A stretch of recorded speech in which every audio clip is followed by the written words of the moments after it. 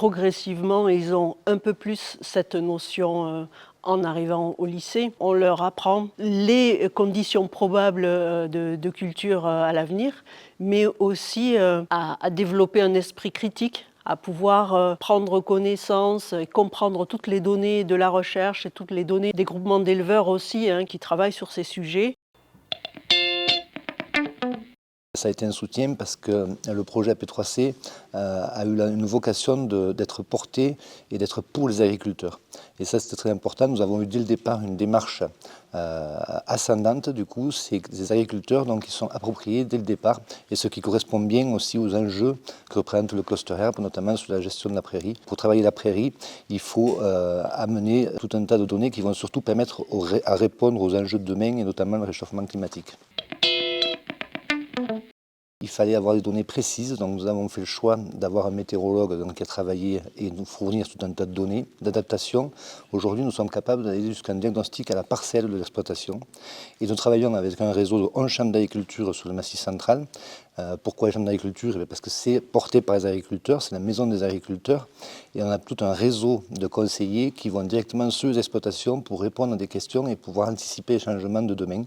Et aujourd'hui, pour les conseillers des chambres d'agriculture, grâce au projet AP3C, dès le premier rendez-vous avec un agriculteur qui veut travailler sur l'adaptation au changement climatique, ils ont déjà quelque chose à proposer dès le premier rendez-vous. Et ça, il n'y a rien de plus intéressant pour les agriculteurs, puisque dès la première heure du premier rendez-vous, nous travaillons sur les perspectives d'avenir.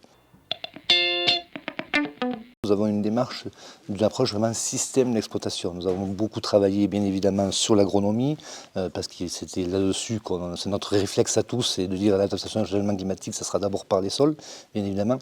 Et là aujourd'hui on va plus loin, les enjeux bas carbone, comment répondre demain aux enjeux climatiques. Et on a aussi toute une approche aussi filière. Ça, c'est très important puisque l'agriculture du Massif central est connue pour ses filières de qualité. On a 10 ans pour répondre à un grand défi qui est le renouvellement de génération dans nos structures d'exploitation, parce que même si nous sommes la région de France où nous décapitalisons le moins finalement notre production, il n'empêche que cette pyramide des âges nous oblige déjà à regarder à l'échelle des 10 ans à venir de maintenir notre maillage territorial au niveau des exploitations. Comme c'est une démarche ascendante, nous avons déjà un savoir-faire. Donc on mutualise tout ce qui se fait sur tout le territoire du Massif central, on adapte vraiment un très petit secteur.